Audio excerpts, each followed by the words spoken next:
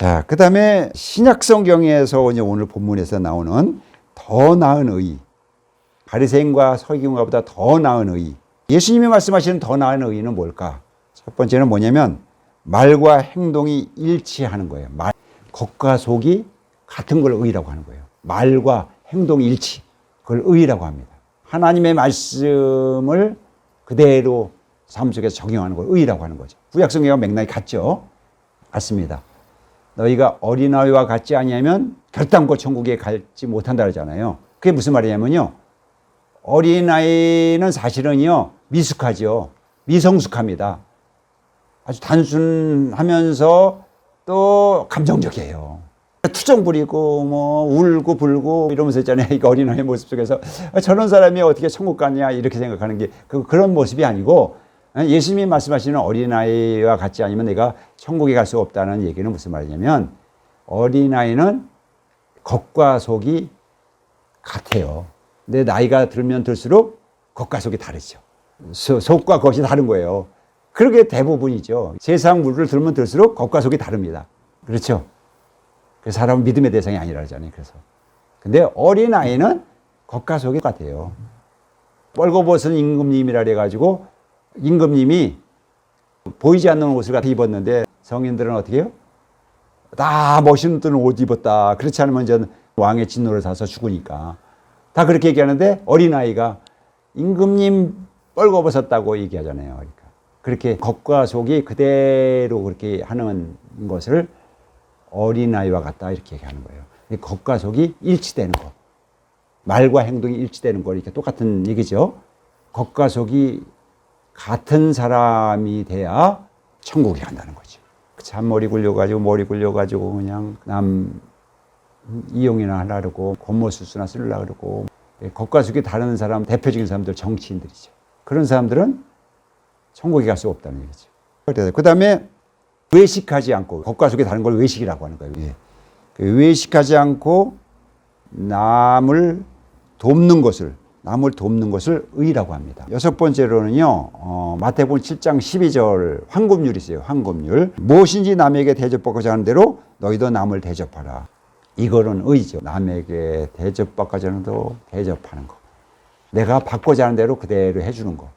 이게 의다 이 말. 의. 그 다음에 더 나은 의의 멋있느면은 예수님이 말씀하셨어요. 구약성경 모세는 원수를 대할 때 눈은 눈으로 이는 이로 갚으라 그랬어요. 근데 예수님께서 아주 멋있는 말씀하셨죠. 원수를 사랑하라. 원수를 사랑하라. 원수 사랑에 도라 그랬어요. 원수를 사랑하는, 그게 의입니다. 그 다음에 지극히 작은 자에게 한 것이 곧 내게 한 것이라 이렇게 말씀하세요. 예수님께서 이제 십자가에 죽으시기 전에 제자들을 가르칠 때 지극히 작은 자 하나에게 곧 내게 한 것이라 이렇게 가르쳐요. 그 지극히 작은 자 하나 한 것이 그게 의다. 이게 의. 자, 정리를 해보겠습니다. 말씀을 정리를 하면 의란 무엇이냐 할 때 첫 번째는 하나님의 뜻에 맞는 말씀을 맞춰서 사는 사람을 의로운 사람이다 하는 거고, 두 번째는 가난한 자와 궁핍한 자를 이렇게 함께 연대하면서 사는 것을 의라고 하는 거고, 세 번째로는 구제를 하는 것을 의라고 합니다. 그 다음에 신약성에서 나오는 더 나은 의가 있어요. 더 나은 의는 말과 행동이 일치하는 것을 의라고 합니다. 말씀과 행동이 일치되는 걸 의라고 합니다. 다섯 번째는 외식하지 않고 남을 돕는 사랑을 갖다 의라고 하는 거예요. 여섯 번째로는 황금률, 무엇인지 남에게 대접하고자 하는 대로 너희도 남을 대접하라는 황금률을 지키는 것을 의라고 합니다. 첫 번째는 원수를 사랑하라는 거. 그 다음에 지극히 작은 자에게 사랑을 행하는 것을 의라고 합니다. 더 나아가서 갈라디아서에 보면 6장 7절 스스로 속이지 말라. 하나님은 업신여김을 받지 아니하나니 사람이 무엇으로 심든지 그대로 거두리라 하셔서, 심으면 거두는 것을 의라고 해요. 공의의 법칙이게 돼요. 심으면 거둔다 하는 거예요. 다시 말씀이면 예수 그리스도가 십자가를 지셨잖아요. 우리는 자기 십자가를 지잖아요. 내가 십자가를 지면 성령의 보증으로 부활하심에 연합하는 것을 의라고 하는 거예요. 그래서 그걸 다른 말로 얘기하면 십자가의 도, 하나님의 능력, 고린도서 1장 18절을 말씀하고 있는 거죠. 그걸 의라고 하는 거예요. 우리가 적용을 하는 것은 십자가의 도에 의한 의, 로마서 6장 5절에 주님의 죽으심에 연합한 자가 됐으면 주님의 부활하심에 연합하는 자가 된다. 뭘로? 성령으로 말미암아. 그게 의입니다. 의에 대한 것을, 의에 대한 정의를 이렇게 정리해서 말씀드렸습니다. 로마서 6장 8절에는 만일 우리가 그리스도와 함께 죽었으면 또한 그와 함께 살 줄을 믿노니, 이게 의라 이 말씀이에요.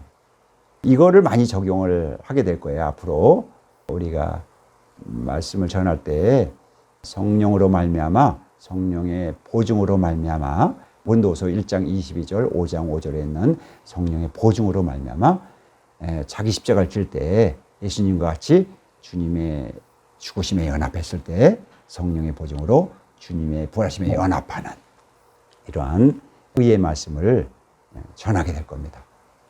그럴 때 우리는 자기 십자가를 지고 주님의 길을 따라가서 우리가 할렐루야 하는 부활의 그런 삶을 살게 되는 의로운 삶을 우리가 금생에서도 살게 되고, 그래서 결국은 이기는 자가 되어서 광야 같은 삶 속에서 이제 이기는 자가 됨으로 말미암아 하늘의 상을 받고 면류관을 받는, 요단강을 건너 넘어갈 때 하늘의 면류관과 상급이 입이 됐으니까 얼마나 기뻐요.